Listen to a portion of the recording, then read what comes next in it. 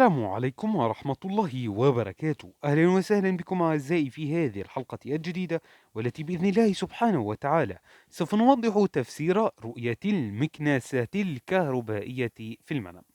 بداية أعزائي، رؤية المكنسات الكهربائية في المنام قد تدل دلالة كبيرة على أنك من الممكن أن تربح في مسابقة، أو تربح أمرا كبيرا مثلا مالا، أو تربح بعض الأمور في بعض المسابقات التي تجري في الحياة الواقعية.